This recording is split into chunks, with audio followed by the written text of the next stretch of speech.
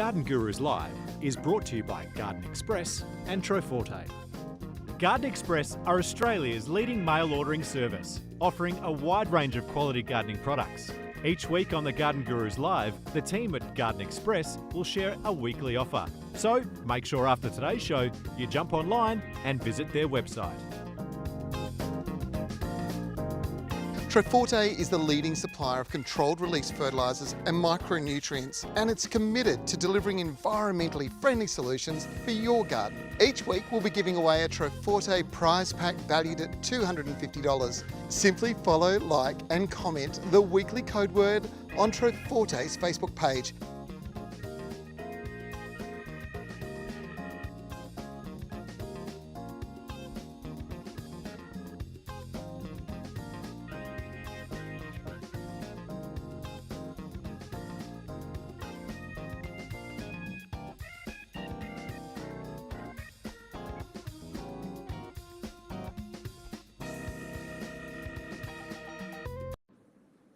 Well, good morning to you. Hello, I'm Trevor Cochrane. Welcome to the Garden Gurus Live. It's fantastic to have you join us this morning. It is going to be a fantastic show. We've got, of course, great prizes. We've got our $250 Troforte gift pack, which I will share the code word with you later on in the show. Of course, Garden Express are putting up a $50 gift voucher each week for the best question. And I think that we've also got a pretty cool, very different sort of, what am I going to say here? A very, very different kind of offer today, something that is very seasonal, considering we're moving into cooler weather. Of course, remember, this is all about answering your questions too today. So make sure when you're sending us through the details that you tell us where you are, and I mean by the state and ideally the town or suburb if you're in one of the cities. So that will help me answer your questions. We are moving into wintry conditions now. We're really starting to move along. Just to give you an idea, Perth today is actually beautiful. It's a maximum of 26 and a low of 7. We've got about a week or so of reasonable weather here before the rains come towards the middle and end of next week. Brisbane 22 with a low of 9 today. Adelaide 17, very wet and quite cool with a low of 10. Melbourne is also wet with 15 and a low of 8. Hobart, you are cool and wet as well, 12 and a low of 5. It's really starting to get wintry. When you're down below that 10 degrees at night, you're going to find most of your plants will start dropping their leaves that are deciduous, and just pretty much everything else, except for maybe the natives, are going to slow down and growing. Sydney, 19, quite cool in Sydney, low of 8. Darwin, 31 and a low of 18. I was in Broome last week, the week before last actually, and it was 31 up there as well today. So in the north is the place to probably be if you're looking for warm weather. Now, I do want to go straight into the Garden Express segment today because it's something that I think is really cool. I love growing my own mushrooms at home. And unfortunately, it's become very hard to get your hands on the Swiss brown portobellos or the little white button ones. They're getting rarer and rarer, unfortunately. But the guys at Garden Express have got them. And it's a pretty cool deal. So mushroom kits, white-brown combo, mushroom kit, basically, it's a different variety in each half of the box with that one. It's a pretty cool idea. You've got the white buttons, the regular mushrooms, and of course, portobellos, as they're known also as Swiss browns. They're really lovely, and they've got amazing texture and flavour, certainly stronger flavour than those little white ones, but it depends what you like.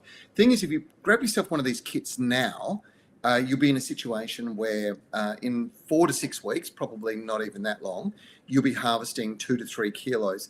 And then if you keep them moist, they'll put through another flush in about, or probably 2 weeks after that.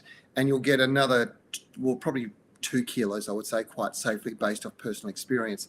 So you're talking 5 to 6 kilos probably coming from your kit. The kits are at a pretty darn good price. In fact, take a look at this. The price is $24 for the white mushroom kit and $27 for the white and brown and the Swiss brown or portobello mushroom kits. So 27 or 24 bucks, and you're going to end up with somewhere between 5 or 6 kilos per kit. And remember, when those kits are finished, spread them out in the garden, because they have a bit of a habit of popping mushrooms up, again. So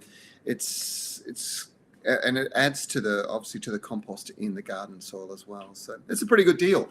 That's, of course, Garden Express, and I'm not sure how many they've got. Typically, they try and get as many as they can with these things, but we have been seeing every week things do sell out, and I don't want you to be disappointed. Now, shall we go straight to the clip, and we can have a look at the Garden Express offer?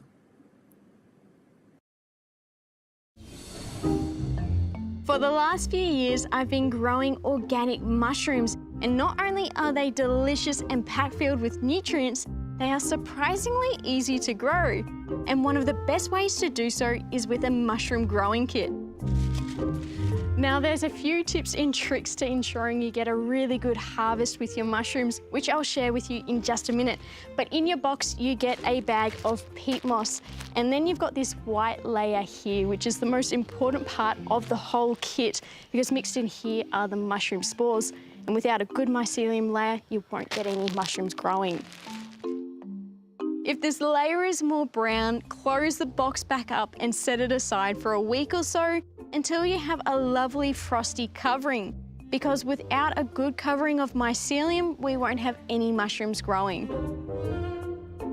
Once you've added the peat moss on top of that mycelium and created a nice layer, this is my secret trick, and it's using a fork. And what you want to do is go through and just gently loosen that soil up.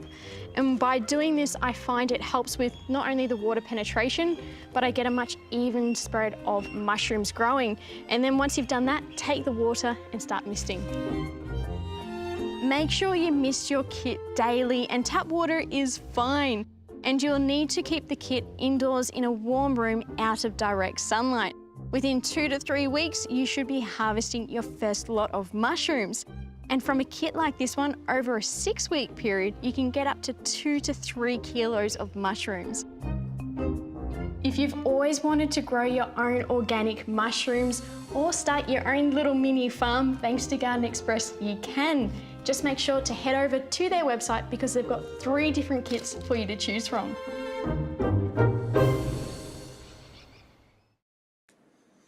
Well, that was a great little story, Bonnie. Absolutely fantastic. And I thought I was a fun guy. Can't believe it. Hey, that's a great deal. Take advantage of it. It's a terrific time of the year. The reason I said it's seasonal is that these types of mushrooms actually perform best in cooler, higher humidity weather, which is what we are experiencing right across the country at the moment. So really, really good time of the year to do it. Doesn't matter what you do this time of the year, you will get good results. So now's the time. If you've never tried growing mushrooms at home, this is definitely the time to do it. Okay, through the week, we've had a whole bunch of people send some photos through and some questions, and there's some really good ones coming through. Audrey Urin is a regular, is a friend of ours, and she has sent through this picture. These are polygalas. They're a lovely pink flowering plant. She recently have had some to prune. She's pruned them to half their size due to some of the branches dying off. They look to me like they're getting to the end of their life, to be quite honest. They've had a company come in and do the prune. Then a second hedging company were initially reluctant to prune so much going into winter because these bushes looked dreadful. Just wanted to prune them back so that they look the same. I understand there's a 50-50 chance these bushes could still die, but I'm hoping to do as much as I can to keep them going. Is it too late to use sea salt or Troforte on the drip line? Can the garden guru suggest anything? Well, you can see these plants, you can see the amount of dead material in them. Certainly cutting dead material out is going to help. They are quite advanced. It's not an unusual thing to see this time of the year if you've still got some dry pockets of soil, and it's possible that that's part of the problem.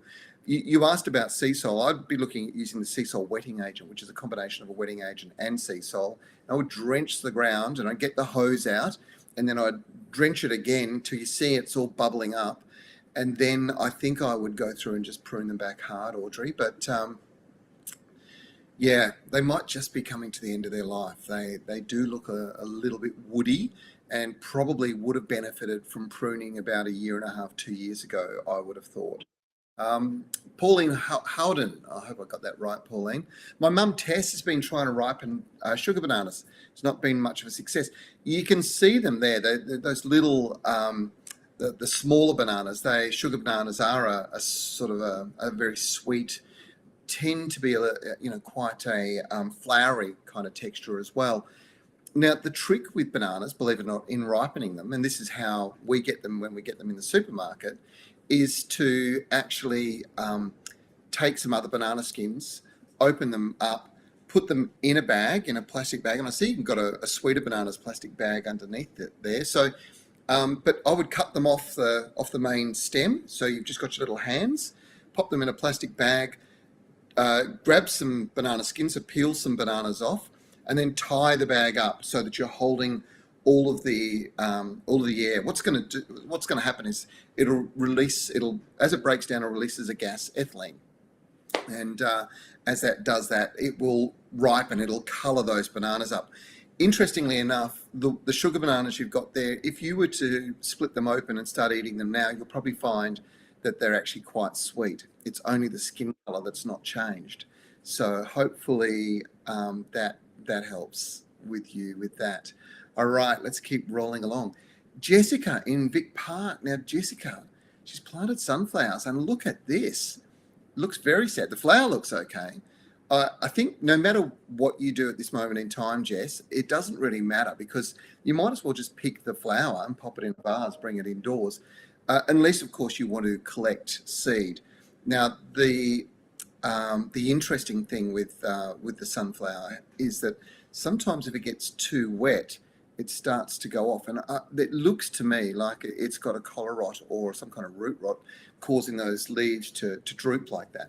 But it is the end of the season too, so cut them, pop them in a vase, cut those floppy leaves off, and enjoy the flower. That's what I would do. Tyson Sanders, g'day Tyson. It's always nice to have you from Baronia in Victoria. Can I please plant a kiwi fruit tree in the ground, wine barrels, or somewhere? Can you give me some advice? Okay, kiwi is a really interesting one. They have to go into soil, and it has to be deep soil. They're best to be able to get their roots right down deep. Other thing about kiwi fruit, you need a male and a female, so you need two of them. Now, you can actually plant them right next to each other as long as you've got a good trellis. Remembering, this isn't a tree, this is a vine. So it's going to need to grow up something and then grow across ideally, and then it'll hang and drop its fruit below. So Tyson, I hope that helps you. Caroline Lothian is in Melbourne, and Caroline, you do ask us questions regularly. I accidentally sprayed my standard kumquats with weed spray. I quickly realised and hosed them down, but I'm wondering if there's anything else you can do. Wow, that's a pretty big mistake, that one. Hopefully you've washed off the majority of the residue of that. You really do need to make sure that you've washed everything you can. It's too late now regardless. If you ever have this sort of thing happen, the best thing you can do is actually get a detergent and literally wash it over the top of the foliage and try and wash that foliage off and clean it as best you can. But unfortunately, I don't have any great suggestions for you there, because if the damage has been done, it's already done. And it's only going to be time that will tell. Let us know how you go. That's important. Sandy Smale is in Macquarie, New South Wales, and she sent us some photographs. Can I tell you what pest this is? I tried white oil, but no luck. Okay, yeah, so you've got what's known as white waxy scale, or Chinese white waxy scale. Typically gets onto a lot of hedging plants, and it's a terrible thing to get control of. You will need to do multiple applications of pest oil or white oil, and what you will probably see is you'll see the scale still sitting there. The question will be, have you killed it? Doesn't necessarily mean it's getting worse. It could be dead, but sitting there. So pushing your finger on them and squeezing them will help you work out whether you have got control of it. But you're probably talking at least 3 applications of white oil over a week. So Monday, Wednesday, and Friday, for example, and hopefully there's enough saturation over them to smother them, because that's what white oil does. And then give it about a month and then go back through and squeeze them. If they squeeze and they burst and there's all this orange stuff comes out, the animal's still alive inside. So you're going to need to keep spraying. Typically, these guys reproduce where I live in February. So they like the hot weather, and that is the time to be applying white oil. When you can find some cool days, that's days under 28 degrees, that's the time to do it. It really will work then. Daryl Symes is in Ringwood in Victoria. Hi, Daryl. Good morning. Any recommendations on a cure for bad black sooty mould covering the leaves and branches of the dwarf callistemon hedge? Pest oil's not working. It's probably not working because you've probably got scale, I would think. Usually callistemons do get scale. They get a small white scale, and it tends to be on the smaller growth branches, so the branches with holding the leaves at the top of the plant. So you might need to spray on 2 or 3 occasions. Now, of course, the sooty mold is actually completely harmless as long as it's not covering the leaves completely. What it is a natural saprophytic fungus that's growing using the sugars from the scale that's been spread around the plant by ant activity. So there's 2 things you need to do here. One is to try and get control of that scale, which will be up in the leaves at the top of the plant, and you'll have to get underneath and on top, so it's a real drenching. And then depending on time of the year and whether you've got any rainfall, you could just stop ants coming in by putting something down like talcum powder, for example, in a big ring around the base, or you can cover on the trunk a section about that long of something like Vaseline, which they won't cross over, and that stops them moving up and down. And what will happen is when they're not spreading the sugary sucrose, which is called honeydew, around the trunk, literally the fungus will run out of food to eat. It won't eat the plant. It's going for the sugaries, and that'll sort it all out. So hopefully I explained that right. Hey, Melissa Hillier, you're in Perth. It's lovely to have you with us this morning. I was gifted a rather large strawberry guava for Mother's Day. Will this be okay in part shade, or does it need to be in full sun? I've got them growing in both, Melissa, and what you tend to find is that if you're in part shade, they grow quite tall. If they're in full sun, you can keep them a little more compact. It depends on what sort of space you've got in the garden. It's not going to affect their flowering, their growth, or their fruit production. So both situations are fine. James Andres Betancourt Pasquet. I hope I got that right. Please excuse me if I didn't. You're in Geelong in Victoria. Do I have any idea what is eating or damaging the leaves of your tamarillo? You can see the tamarillo leaves there, and they definitely have some holes in them. Now, occasionally you'll get grasshoppers do this sort of damage, but tamarillos are really pungent. Their foliage is really pungent, and what you'll probably find is they have a couple of bites and they'll move on to something else.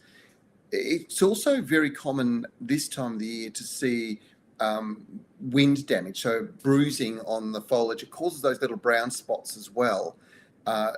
Whatever it is, it's actually long gone. It's not there now. So I wouldn't worry. If you're concerned about the foliage not looking good, you could remove the foliage. It'll grow new foliage, but certainly I wouldn't get too worried at the moment. Toriana in Curry, New South Wales. I have a grafted Nellie Kelly passion fruit that has flowered and has fruit on it. It'll be the second time round this year. Is this normal first time growing passions? All right. Not quite sure what you're asking me for here. It should be producing flower and fruit. Probably should have actually finished, to be quite honest. You should really have just most of your fruit, depending on the type. Now, Nellie Kelly passion fruit, the traditional one was a black passion fruit, but of course we now have some of these others, these what they're known as Panama. So it's a Panama purple or Panama gold. It could be one of those, but as long as it's producing flower and fruit, I think you're doing okay. That's great. Catalina Villa, I'm not sure where you're from. I have an orange tree. It's not doing much. Fruit is still on the tree. You did fertilize it, plus did white oil. What else can I do? Well, What happens with oranges is that when they've got fruit on them, they put all the energy into the fruit. And you shouldn't be feeding them when they've actually got, after they've set the fruit, when they've got fruit on them and it's developing, because the very last thing that'll happen is just before it ripens, it'll split open. And it's because you're giving it more energy, more nutrient than what the plant estimated it would receive at the moment that it actually conceived the fruit. So once the fruit was set, it was always going to get to a certain size. If you put more energy, more water into the tree, the orange will keep trying to grow. It'll keep absorbing it, which will cause it to eventually split open. So very common problem. And it's not a lot of us can do about it, because when the flowers are setting, it's actually quite dry conditions. So the fruit's perceived to be quite small. And then, of course, as we move into the winter months, when fruit starts to become ripe, what happens is you're getting more rainfall, and more often than not, that actually activates more nutrient release in the soil. And the downside to that, of course, is that the plants do take it up. So a lot of people are experiencing, with a slightly wetter start to the winter, they're experiencing split citrus. There's nothing you can really do about it. It's just how it is. And strangely enough, even though it's split open, the fruit itself is perfectly good. It just doesn't look right. So hopefully that helps you. Denise Foti, you're in Fremantle in WA. Hello, I'm wondering if you could please help us with our agapanthus. They've been thriving for years, but lately are not looking good. They've got crinkly leaves. They're not very bushy anymore. They also seem to have white powder on them. Not all of them. This first photo was taken, okay, I can see where you are and I can see how you've used them. I can tell you what the problem is. I don't even have to go much further than that. You have got a very bad case of mealybug infestation, and it's right down in the crown of that growth where the leaves are coming from.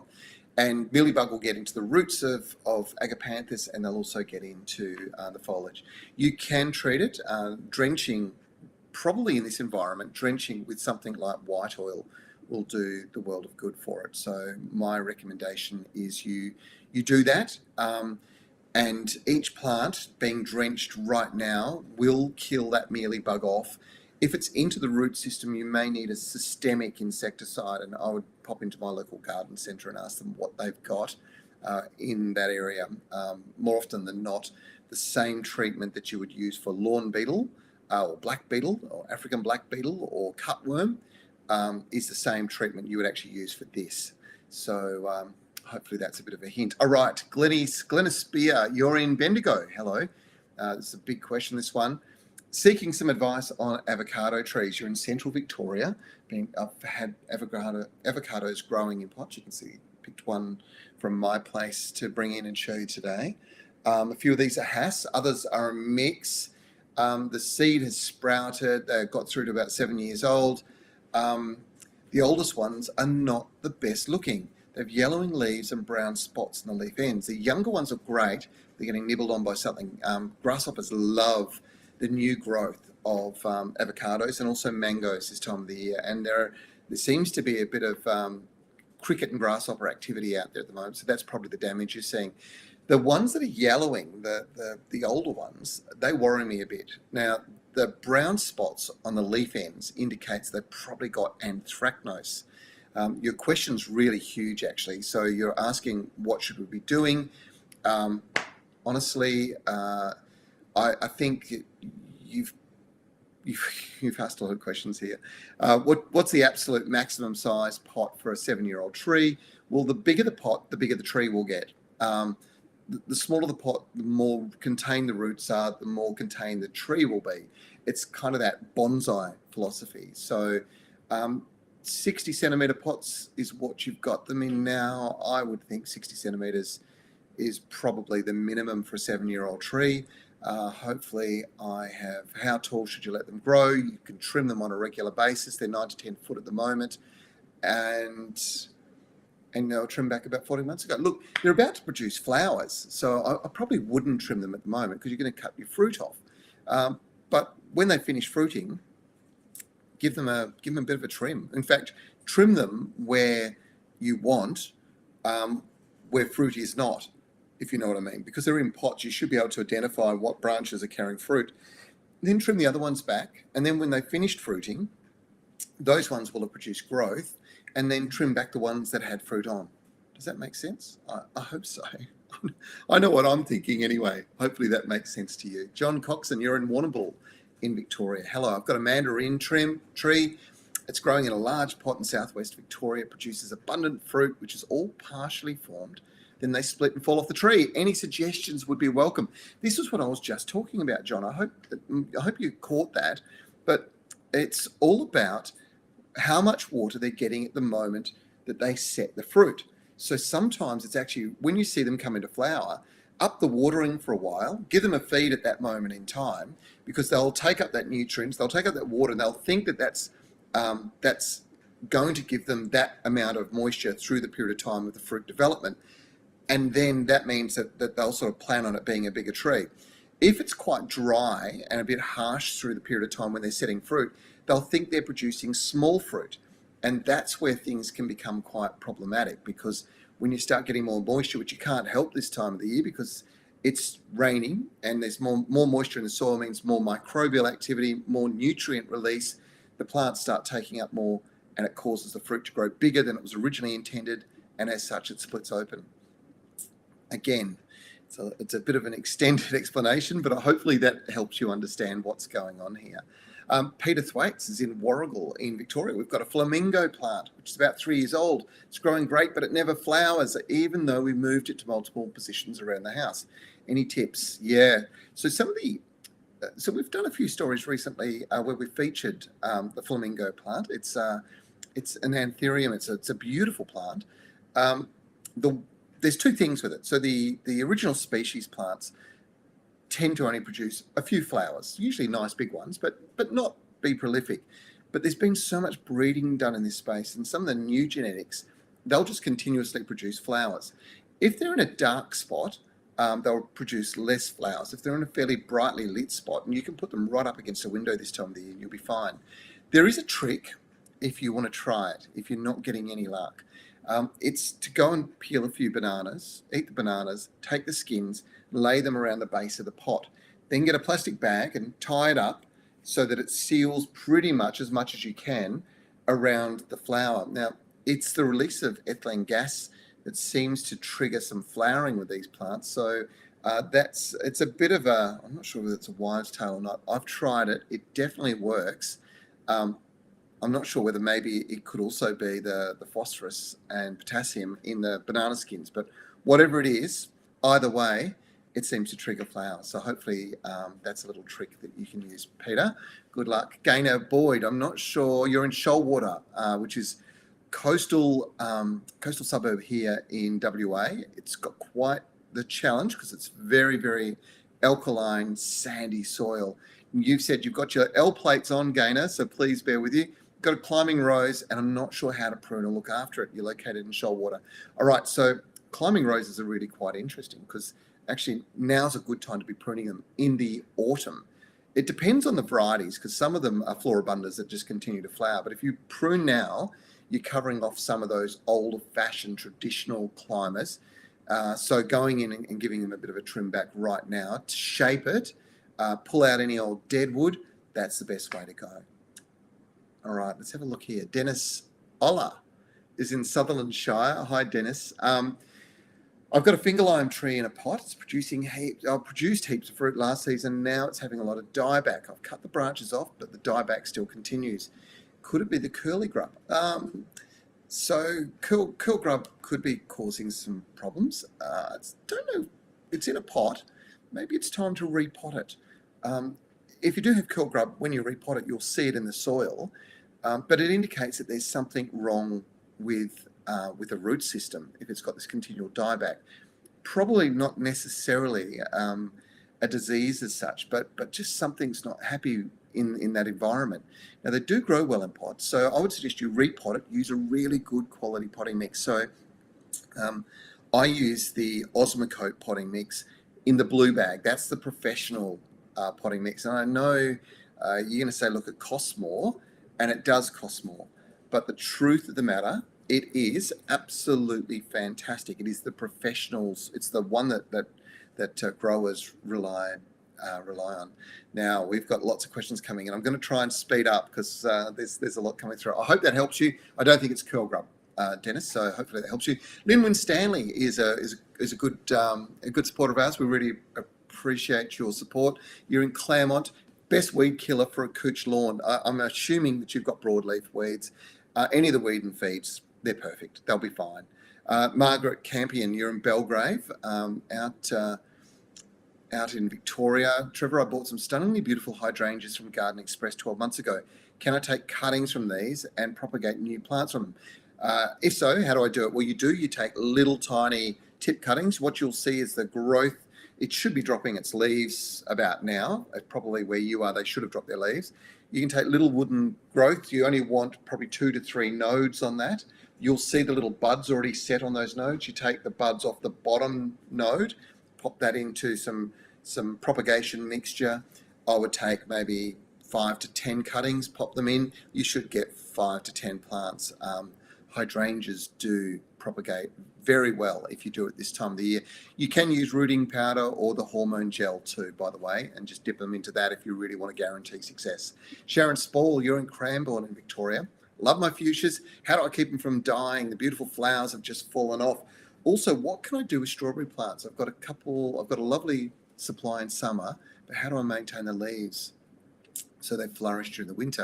It gets pretty cool sometimes, and strawberries do like the cooler weather. They like it when the days are getting longer. So feeding is critically important with strawberries. With your fuchsias, should be loving this cooler weather right now. So they shouldn't be dying. They only die during the summer when it gets really hot and dry. They can't handle drying out at all.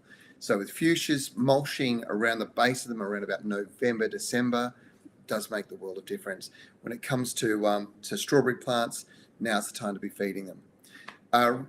Rena Callis, I'm not sure where you're from, Rena. My lemon trees, the leaves on the new branches are curling. What can I do? That's citrus leaf miner. So it's a moth that's active at night. And the best time of the day to spray for it, to use white oil. You spray in the late afternoon, early evening.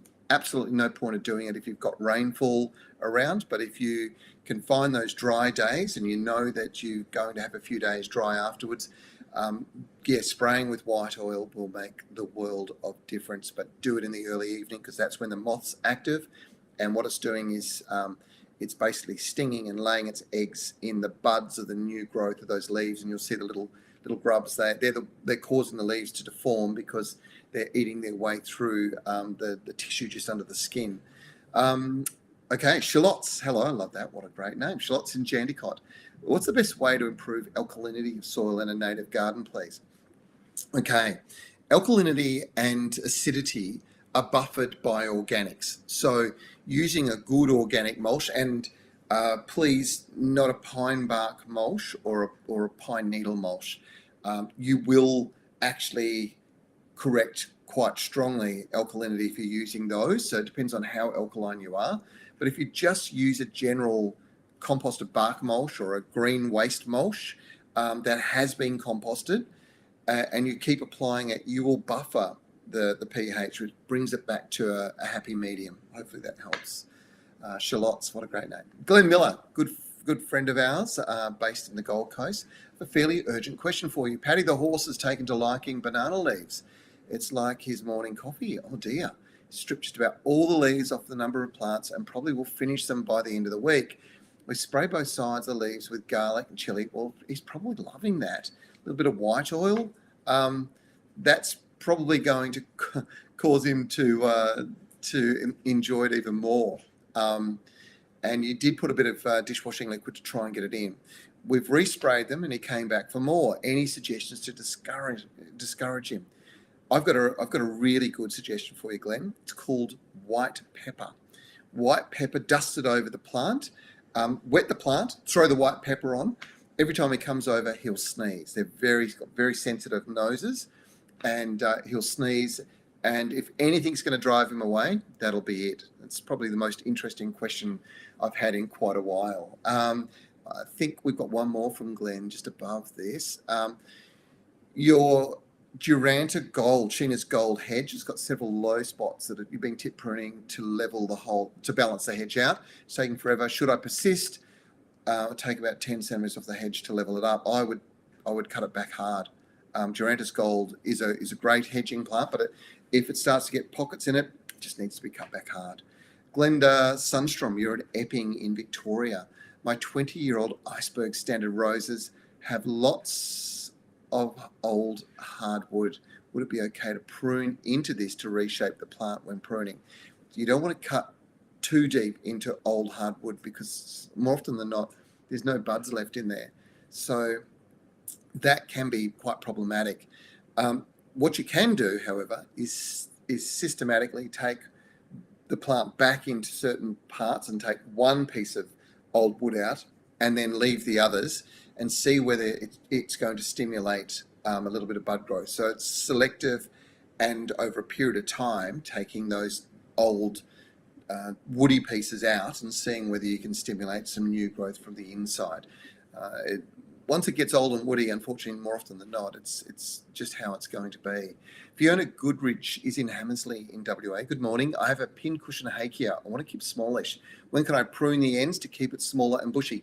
In fact, Fiona, the trick with most of these native plants is to keep trimming them. Just don't be scared to give them a good trim. Hakeas respond really well to it. In fact, if you don't trim them, they tend to get woody, and that causes all sorts of other problems. Leonie Drew is in Adelaide. Hello, Leonie. My standard roses have had black spot for 2 years. What should I do after the winter prune this year to try and prevent it? You're probably getting black spot because you're either watering at night or alternatively, there's not enough air movement. So you've planted them too close together. Now, you're coming into winter, so you can actually transplant roses to spread them out a little bit further and give some more air. No rose should actually touch another plant. So it should stand free of all the others to allow air movement to be coming through. Hopefully that helps you with the roses. Michelle Lee, you're in Adelaide. What can I use to stop my lily pillies being eaten? I cannot see what's eating the leaves, but they're having a field day, eating most of the hedges around the garden. It sounds to me like it's probably grasshoppers.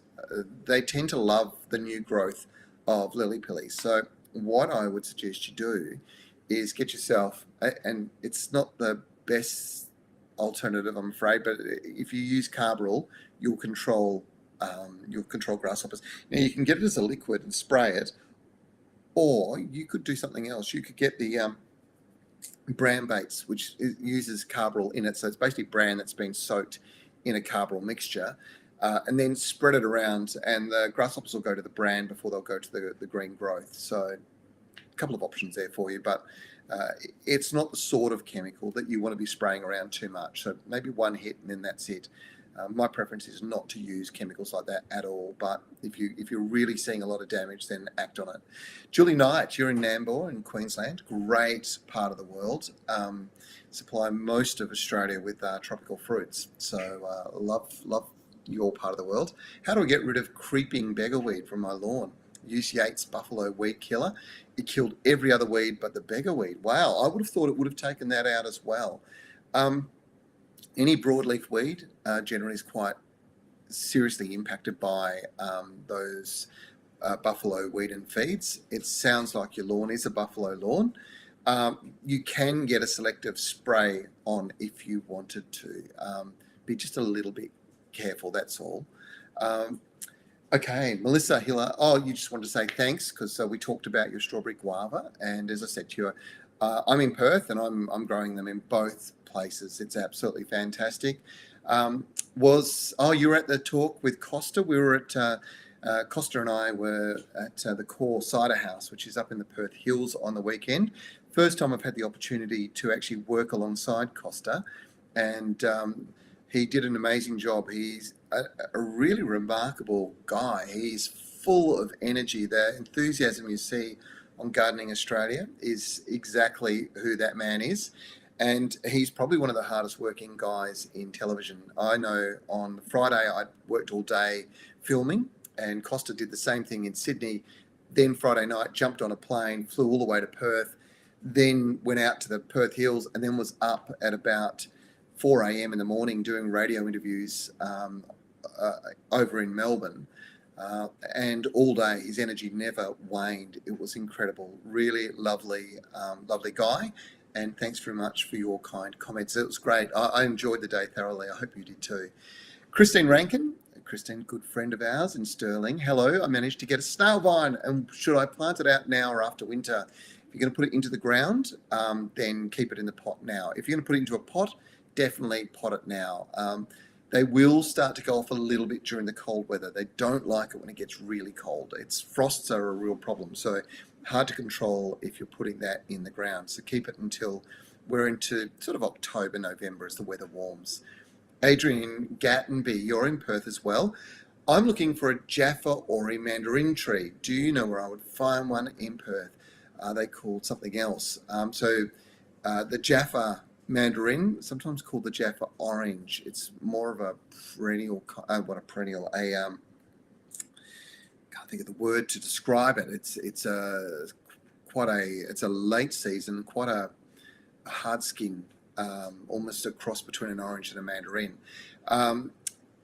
Where do you get them in Perth? Well, look, you'd really want to go to the fruit specialists. So Tas1 Trees would be where I would probably start. And I think that you'll find that Joe out there can help you.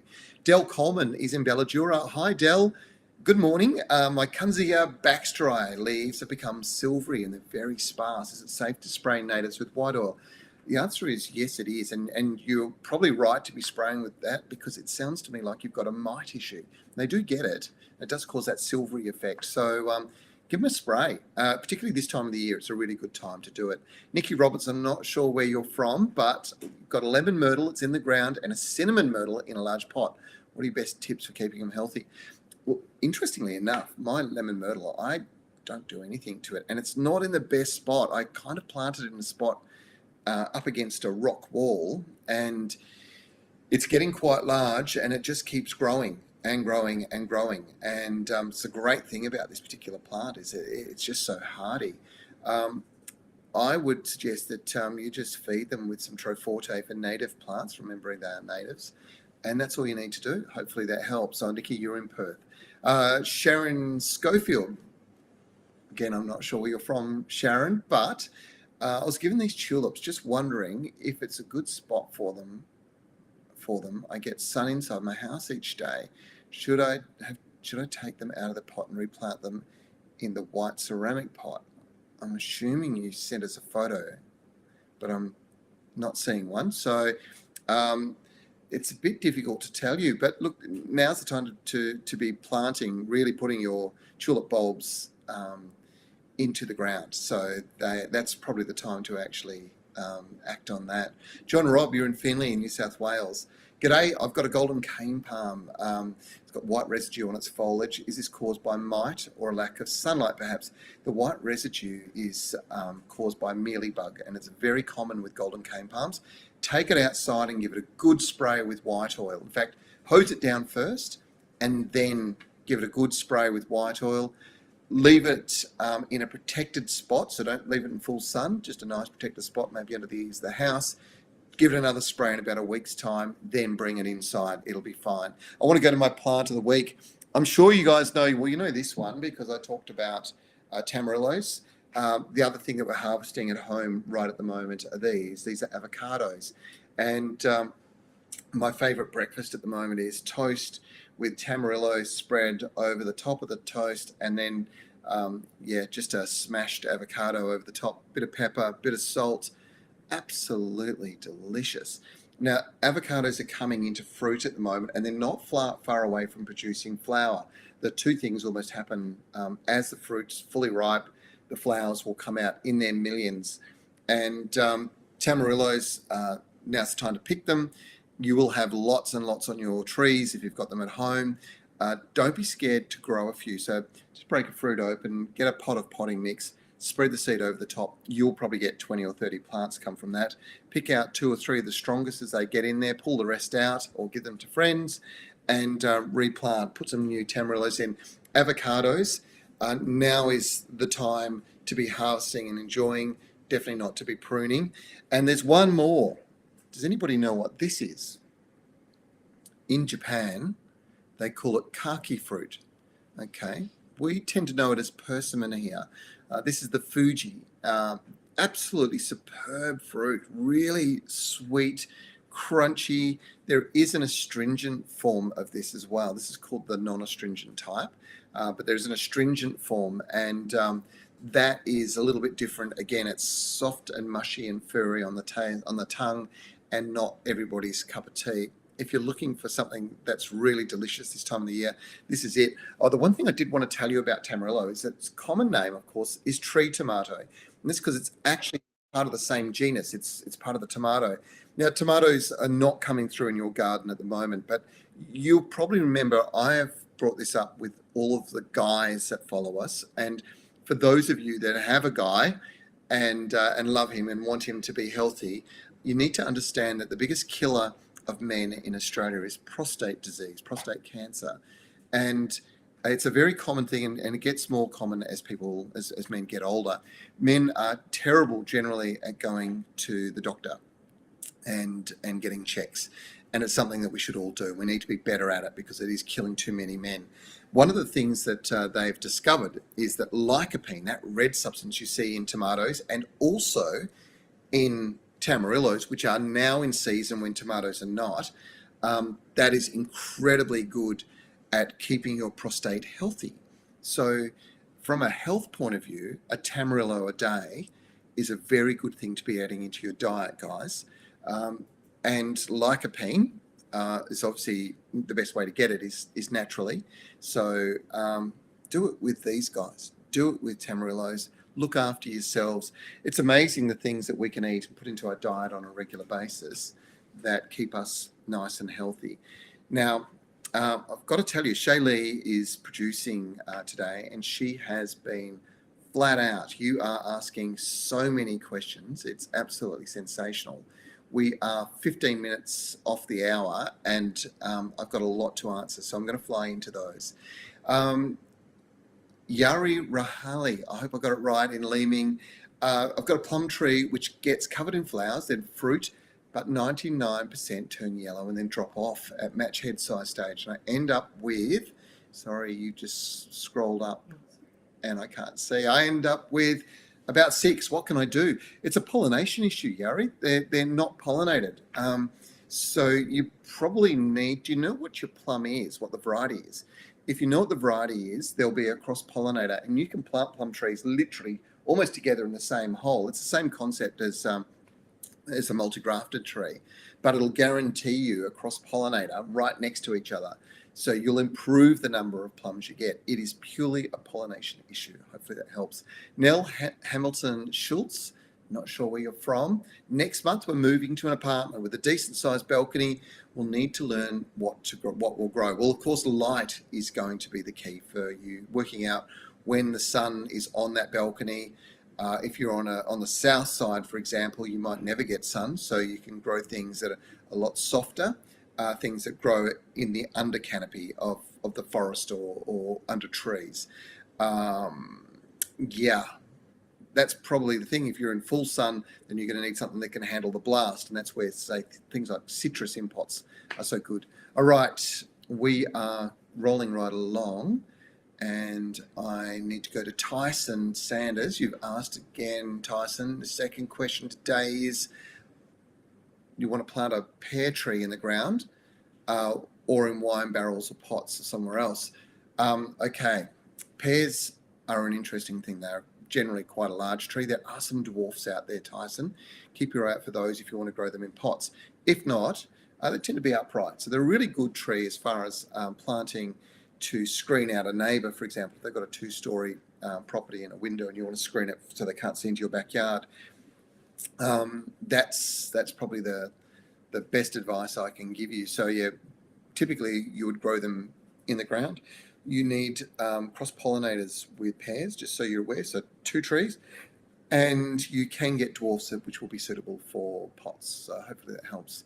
Savannah Reid, you're in Mudgee in Wales. Hi, Savannah. Thanks for joining us.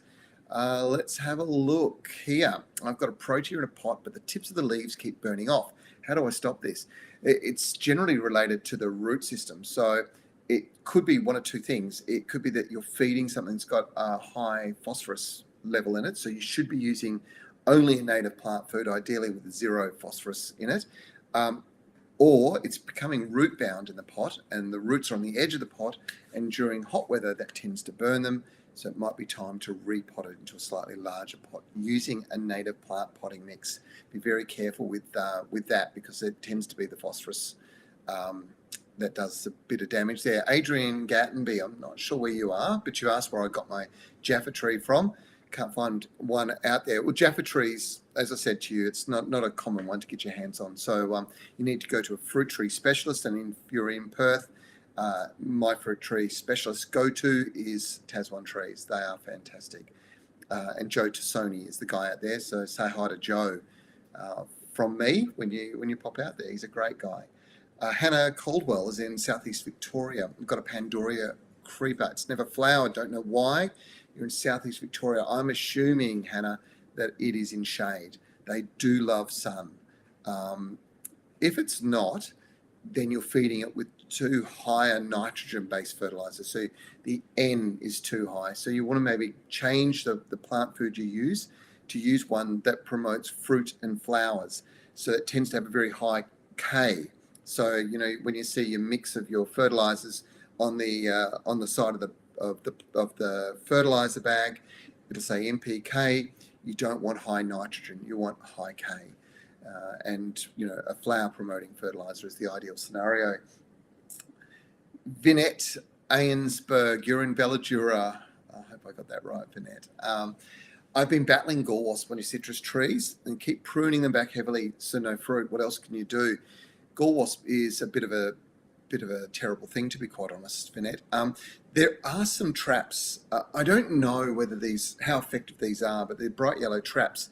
And you hang them from the tree. So after you've gone through and pruned off the damage from the previous gall wasp damage, and the new growth comes, hang the traps in your tree, and the gall wasp will go to that before it goes to sting the tree and cause that problem with the galling, the knotting of trunks. Hopefully that helps. Gina Potts, not sure where you're from. Gina, there was a program shown on the weekend, not sure how old it was, but I was showing my garden. It's on a steep block, but had rocks and natives in it.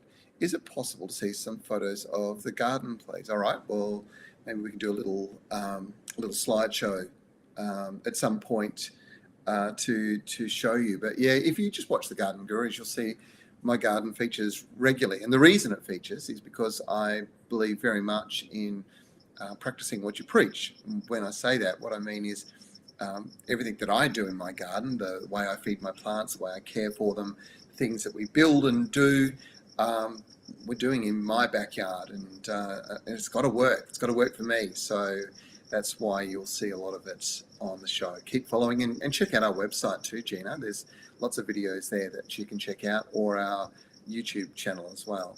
Veronica, you're in New Zealand. Great to have you join us. Can rhubarb leaves be added to compost? Now, there's an old thing about no, you shouldn't do it.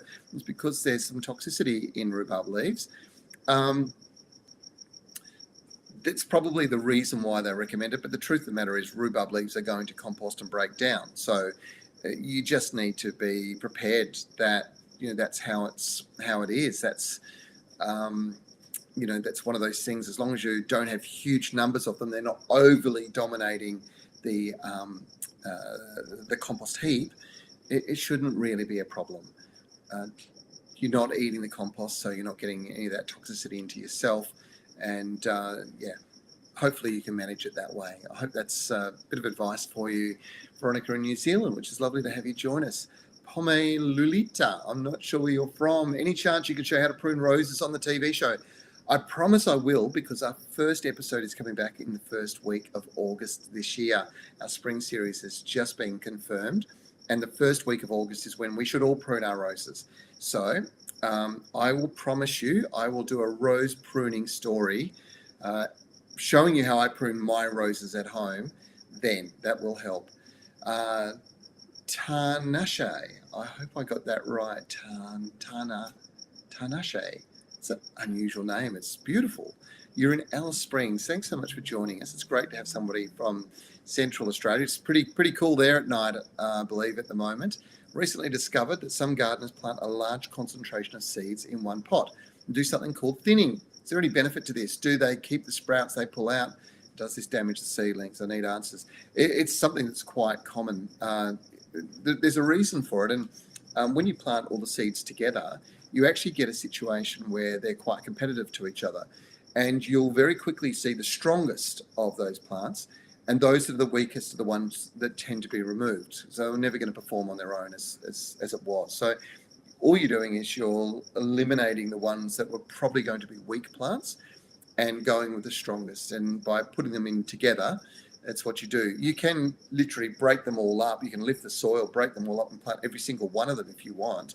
But yeah, it's a common practice. Hopefully that helps. John Robb, you're in Finlay, New South Wales. What would be causing white residue in the indoor plant? Oh, we've already answered this one. So, of course, that's I suspect that that's caused by a mealybug. And as I said to you, spray with white oil. It's going to really make sure the plant is clean of any of those sorts of bugs anyway, unless it's in the soil, and then you might need to use a systemic insecticide. Pam White, you're in Joondalup. We've got a lot of people coming through from WA today, which is great. But as I said, a nice mix right across the country. Pam White in Joondalup. Basil is allegedly an easy herb to grow. My daughter has shown me a TikTok that says you can have everlasting basil, but growing the plant, propagating, and when the season over, okay, I'm not really sure. How long does that basil last for? Okay, I get what you're saying. So there's one called perennial basil. It's a lot more pungent. It's got a stronger menthol in it, that particular one. And it is a perennial. It still lives 3 or 4 years before it gets too woody and needs to be replaced. But it does give you all year round basil. And you'll find it in your local garden centre in the Swan Valley Herb Collection or Renaissance Herbs. So keep your eye out for that. Now, Shaylee is in Kalamunda. It's a familiar place. Shaylee, you want to plant a load of garlic. I think the time is now to begin doing this. And where would I buy my garlic from? What would a local market garlic be better than a store-bought? Remember you saying, you talk about seeds being collected from crops in your area will grow better than imported packet seeds. Is this the same with garlic? So great question, Shaylee. That's got to be the question of the week, I reckon. The reality is with garlic is that if you buy garlic that's been grown overseas, it's been dipped in a growth retardant and also insecticides when it arrives in Australia. It's highly unlikely it'll actually grow. It tends not to grow. So you need to get local garlic, and they need to declare in the supermarket these days whether it is local garlic or imported. So first thing first, local garlic. Second thing is that, yes, when most seeds are grown overseas, when you bring those seeds in, they're genetically programmed to grow the way they were in the country that they grew in. So if you grow them and then let some of them go to seed and collect that seed, you'll find they'll grow better in your environment the next time round because they've reprogrammed to the conditions that we're currently in. So good question. Hopefully that explains it all. The big thing is now is the time to be growing garlic. Make sure you're cultivating the soil up. It's got to be loose and friable. You pop all your little garlic corms in, and it will grow between now, so from May right through, and you'll be harvesting in November when you start to see it yellow and it's flowered. So there you go. Hopefully that helps. Shelley, Margaret Campion, you've got in. I think you're the last question. We have some poplar trees growing on a neighbour's property. Sadly, we've got suckers popping up in many places on our property. They are hard to pull out and dig out. Yeah, they are. You know what? It's a bit of a challenge, Margaret. I've got the same thing, and I've got them on my property and on my neighbour's property, and I just have to go and manually pull the suckers out. If you tear them off, you blind the bud, and they won't regrow from wherever they've come. But effectively, they're doing it because the roots are on the surface of the soil. Every time the root gets exposed, these roots have actual growth buds in them, and so they'll start growing a new plant. So I hope that it explains maybe what you could do, depending on where you are, is put a big layer of soil over the top and bury those roots a bit deeper. You won't see suckers come up if you do that. I'm hoping that will help you, Margaret. Now, Wellington, we've got Wellington in Queensland. This is Jules. Can I do a story on bat plants, please? What's the best soil, best time to transplant? Now, bat plants are a real tropical. Most of us would love to grow them in the south, but we can't do it. They are gorgeous. What's the best soil, best time of the year to transplant? Which fertilizer is best to use, and how long does it flower for? I will do a story for you on that, Jules, I promise you. All we have to do basically is get into some warmer weather. But I think we might be heading towards Queensland to do a bit of filming for the spring show. Carol Lothian says, I wish the show was on for longer. Thanks, Carolyn.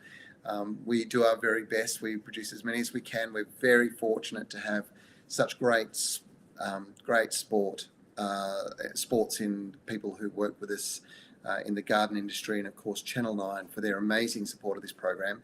This is our 21st year on TV in Australia. It's crazy. Can't believe that it was 21 years ago we got started. It's a great show. We will have 16 episodes coming up for you in the springtime. I'm looking forward to producing them. Of course, one of the most exciting things is next Tuesday, if you happen to be in Singapore, turn the TV on around 10 p.m. to Channel 5, because the Garden Gurus Singapore is launching. And it's really exciting. It's very different. It's with Singaporean presenters. I do play a role in this show.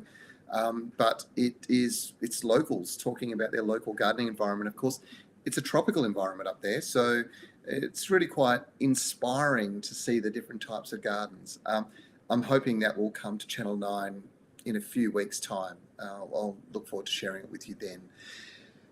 Okay, just a couple of comments from YouTube. Down Under Fella, he's going to rewatch this show. Remember, you can watch this afterwards. We'll pop it back up. It's on your Facebook feed. You can watch the whole show again. Sheree Bold, thank you very much. Great show. I'm becoming a real garden guru. That's great news. Remembering that Garden Guru, the name, it's not about being the all-conquering, knowing, wise person, because gardening is a continuous learning experience. What I wanted to do when we named the show The Garden Gurus was to explain guru in the sense of the Indian guru, and that is somebody who actually shares information and who helps teach, which is what a guru is. So, we do that, but we're constantly learning all the time, all of us on the show. And also with things like changing, the changing environment, we are continuing to learn new things, because things are starting to change and be quite different on how we treat things. So hopefully we can continue sharing this well into the future. Thank you very much for your support. Okay, we've got to choose a winner. I kind of liked Jules' question. I thought it was really good. It's great when you suggest stories for us to do about plants you want to know about. Now, Jules is from Wellington in Queensland. Thanks for joining us, Julianne, and hopefully you will be enjoying your $50 Garden Express shopping spree. Remember, Garden Express, go online 24 hours a day, 7 days a week, gardenexpress.com.au. They deliver direct to your door. You now have $50 to spend with them, so congratulations, thank you. The Tro Forte code word for the day, here it goes. Are you ready? It's the thing that we're all starting to see germinating in our garden. It's weeds. They do come through as the moisture increases this time of the year. Remember, head on over to Tro Forte's Facebook page, like it, and there's a link in the description of this live feed. And like that, share it with your friends, and make sure you put down weeds. And good luck going to the draw. $250 worth of Tro Forte. For the average garden, that's pretty much your whole year's feeding, probably even more. Really good stuff. So congratulations to Jules, and good luck for those of you that are going to enter the Tro Forte competition. All right, well, that's it for this week's show. It's 10:04. We've run over time again. Hope you enjoyed today's show. It's nice to be able to do this each week. I'm hoping I'll do it with you next week from Singapore, where I'm planning to be at that period of time. And again, look forward to sharing advice from that part of the world, as well as obviously from right across Australia. We will be back. So next Friday, don't forget, this Saturday we have the Garden Gurus on Channel 9. It's episode 10 of this series, and it is absolutely fantastic. And Shaylee, young Shaylee, who runs the project here with this project on a Friday, actually edited this whole episode herself. She did an amazing job, so really proud of her for the great work she does for us. It's great to have her on the team. Okay, where do we go? Oh, one more thing. If you want to know anything more from today's show, or if you want to indeed check out some other things, head to our website. It's a great resource. Or if you want to watch some of the past shows or get some stories, go to our YouTube channel. It is thegardengurus.tv. And of course, our website is The Garden Gurus, www.thegardengurus.tv as well. So hopefully, we've helped you out and that your garden remains beautiful. That's what it's all about. Now, that's it for this week's show. It's it from me. You can hear my voice is running out as well, I think. I really appreciate you joining us. Thanks so much. Really do appreciate you coming in each week and supporting us here at the Garden Gurus. We love what we do and we love sharing it with you. I'm Trevor Cochran. Happy gardening, everyone.